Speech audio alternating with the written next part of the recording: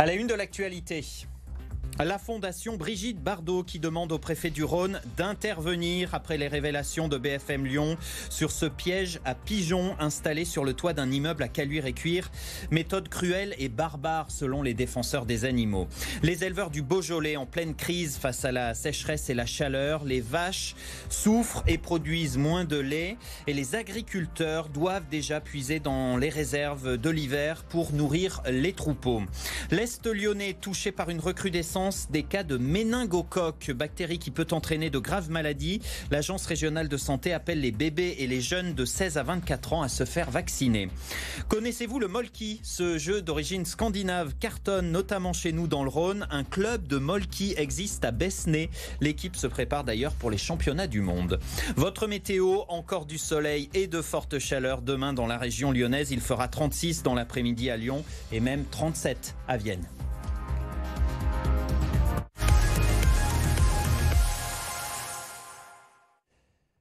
BFM Lyon vous l'a révélé en début de semaine, une copropriété de Caluire qui en a marre des pigeons a installé un piège à pigeons sur le toit de l'immeuble, un piège qui scandalise les associations de défense des animaux. Regardez, c'est honteux et inhumain.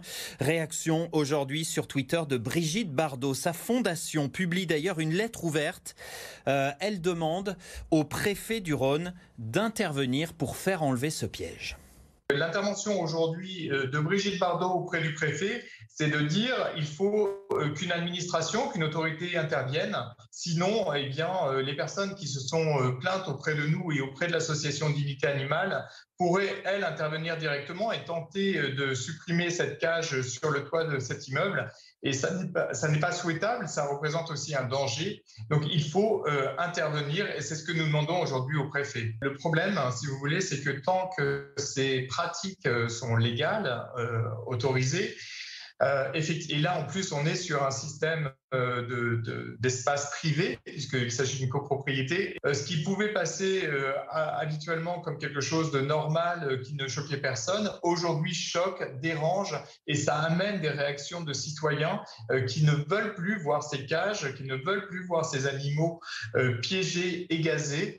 Et donc, cette évolution-là dans notre rapport à l'animal, elle doit aussi se retrouver dans des pratiques, notamment de syndics de copropriété ou bien de municipalités qui ne doivent plus faire appel à ces sociétés de capture et qui suppriment les animaux. À la une de l'actualité également, cette question, va-t-on manquer de lait? Dans le Beaujolais, la production dégringole à cause de la chaleur et de la sécheresse. Les vaches laitières souffrent et produisent moins. Les agriculteurs sont très inquiets. Clémence Delarbre avec Lauriane Pellao. Là, on est dans une prairie où les vaches pâturent normalement, où elles ont de l'herbe verte en temps normal. Des prairies complètement sèches, des animaux qui ont chaud et des agriculteurs inquiets. Pour cet éleveur de vaches laitières, la situation est alarmante. Avec la chaleur et la sécheresse, sa production de lait est en baisse de 30% depuis 3 mois. Une vache laitière en dessus de 20 degrés, elle commence à se trouver un peu mal. Alors à 40, elle est vraiment... Bon, elle cherche l'ombre, elle se nourrit moins. Il faut qu'elle puisse bien s'hydrater, elle est de l'eau de qualité pour pouvoir continuer à vivre, quoi. Mais elle devient pratiquement improductive. Alors François et son associé se sont adaptés. Ils ne font plus qu'une traite par jour au lieu de 2 pour ne pas épuiser les bêtes. Et pour pallier l'absence d'herbe verte, ils font pousser une autre plante plus résistante. Chaque jour, on leur partage la parcelle de sorgho, qui est une plante mieux adaptée au sec et au chaud que les herbes normales. Et du coup, on leur en donne un petit morceau chaque jour pour qu'elles aient un peu de verdure. Mais cela est loin de suffire. Le fermier doit puiser dans ses réserves de bottes de foin pour l'hiver afin de pouvoir alimenter ses vaches. On en a déjà consommé 200 sur la période sèche de cet été. Là, il doit nous en rester 250, donc ça va être un petit peu tendu, quoi. Les prochains mois s'annoncent donc compliqués. Pour tenir, l'éleveur pourrait même devoir se séparer de quelques vaches. Dans le contexte actuel, on ne gagne pas trop bien notre vie en temps normal. Si on doit supporter l'impact de cette sécheresse, ça va être difficile pour beaucoup. On a eu 2019 qui a été sec, 2020 qui a été sec, 2021 a été une année assez humide, même presque trop humide selon certains. 2022, ça fait quand même beaucoup, quoi. Pour survivre à cette période de crise, François espère rapidement une aide de l'État.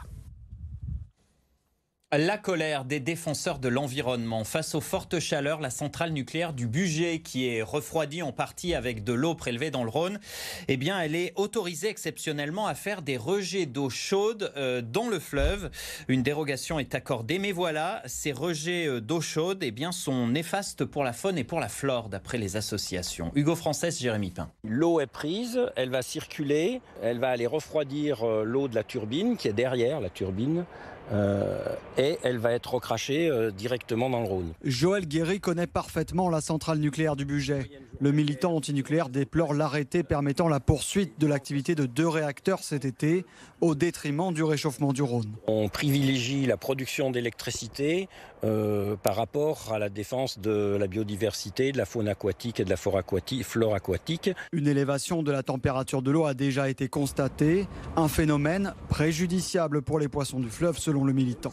Les poissons, ils souffrent quand même, quoi.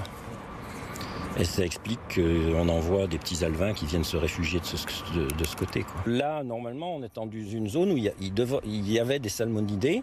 Et normalement, on ne devrait pas dépasser 23 degrés en température pour qu'ils puissent vivre. Donc ça, on a déjà fait une croix dessus, plus ou moins. Mais là, c'est carrément tous les autres poissons qui risquent de subir. Le directeur de la centrale rappelle que des milliers de prélèvements dans l'eau, dans l'air ou dans les végétaux sont effectués en permanence et même renforcés cet été. On fait aussi des mesures particulières complémentaires sur la faune et la flore dans le Rhône. Et il n'y a pas d'impact. Et aujourd'hui, on ne démontre aucun impact sur le Rhône, en l'occurrence pour Bugey. La dérogation en question concerne 5 centrales nucléaires justifiées par l'État par le besoin en électricité. Le maintien à un niveau minimum de production électrique des réacteurs des centrales nucléaires constitue, au regard de la sécurité du réseau électrique, une nécessité publique. Cette mesure dite environnementale est en vigueur jusqu'au 11 septembre. Une évaluation de l'impact sur l'environnement a été commandée par le gouvernement. Les résultats ne seront dévoilés qu'en 2023. Une vieille dame de 87 ans portée disparue à Thizy-les-Bourgs. Elle a quitté son EHPAD hier à pied et elle n'est jamais rentrée.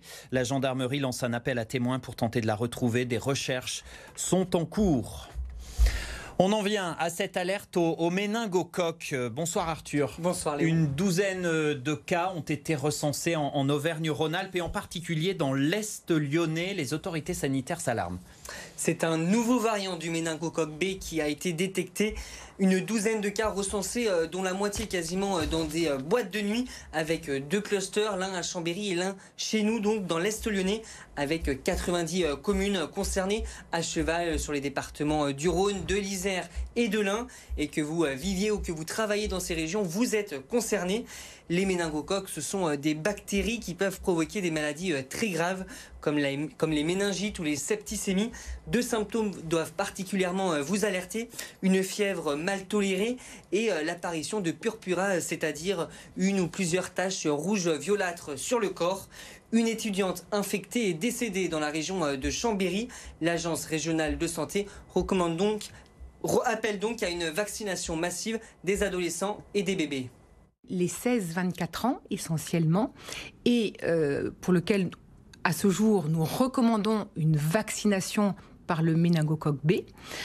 Et puis une deuxième type de population est concernée, ce sont les enfants de 0 à 2 ans, parce que cette vaccination est désormais recommandée et inscrite dans le calendrier vaccinal depuis avril 2022. Un courrier a été envoyé à l'ensemble des personnes concernées par cette vaccination.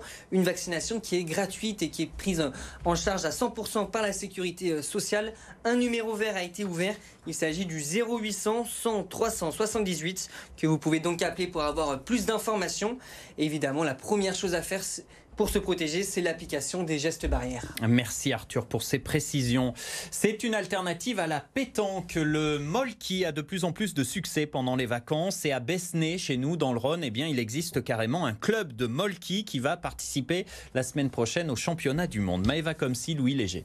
Une main dans le dos, un bras en l'air ou le poing en avant, chacun a sa technique. Le molki ici, c'est une passion, mais surtout une discipline de précision. Du point de vue du lanceur, du coup, les bâtons sont tous les mêmes, dans un bois qui est du bouleau. Après, on va avoir chacun des particularités en le tenant. En étant main ouverte ou main fermée, c'est les deux grosses particularités qu'il peut y avoir. Et après, chaque joueur va avoir certaines mimiques ou certains tocs. Et particulièrement, par exemple, moi, j'en ai beaucoup. Un peu à la Rafael Nadal au tennis, mais je vais le faire tourner au bout de mes doigts pendant un certain temps jusqu'à ce qu'à un moment je sente certaines rainures sur le bois. Et à un moment, je vais le lâcher parce que je le sens bien en main. Voilà. 4 joueurs par équipe et 12 quilles numérotées. Si en famille ou entre amis vous avez l'habitude de faire durer les parties, ici c'est en 5 ou 6 coups qu'on gagne l'adversaire. Un sport que Maya, 19 ans, pratique depuis plusieurs années. Quand j'en parle à mes amis, ils sont tout de suite très étonnés et ils me posent plein de questions parce que c'est assez hors du commun, on va pas se mentir. Moi, ce qui me plaît dedans, c'est que c'est assez, il y a une bonne ambiance et ça reste tout de même une compétition, mais en même temps, ça reste bonne ambiance, bon enfant, on va dire. À Besnay, le molki est devenu une discipline qui fait partie de la vie du village. Le club réunit 20 personnes chaque mercredi. J'ai créé le club en 2015 suite à un séjour en vacances où j'ai découvert quelqu'un qui jouait au molki. Je me suis approché, j'ai regardé. C'était un Finlandais, du coup le jeu vient de là-bas. Il m'a expliqué un peu les règles, j'ai vite accroché, j'ai joué avec lui. Et à l'époque, le molki, les vrais jeux en construction n'existaient pas en France. Du coup, il m'a proposé d'acheter son jeu. Et je l'ai acheté, je l'ai ramené à Besnay. Et puis l'engouement s'est créé assez vite. Aujourd'hui, on a commencé à 5, on est une vingtaine aujourd'hui à venir régulièrement, à s'inscrire dans les compétitions. Plus que quelques séances d'entraînement avant le championnat du monde qui aura lieu le 20 août en Haute-Savoie. En football, après leur défaite en amical face à Genève, nos Lyonnaises se sont bien rattrapées aujourd'hui. Victoire 1-0 dans le derby face à Saint-Etienne. C'était donc leur deuxième match de préparation devant 1 millier de spectateurs à Dessines. Le temps. La météo avec l'Aquarium de Lyon, ouvert tout l'été. Et toujours des conditions étouffantes. Si vous n'aimez pas les très fortes chaleurs, il va falloir composer avec ces températures trop élevées pour la saison. Déjà pour ce vendredi matin, une ambiance plus que douce avec des valeurs au-dessus des 20 degrés, jusqu'à 23 degrés en milieu de matinée à Lyon, Givors, Vienne ou encore Bourgoin-Jallieu. Ce soleil omniprésent que l'on retrouve dans l'après-midi, un ciel parfaitement dégagé et des températures étouffantes, caniculaires, jusqu'à 37 degrés à Vienne, à l'ombre, 36 degrés attendus dans les rues lyonnaises. C'était la météo avec l'Aquarium de Lyon, ouvert tout l'été.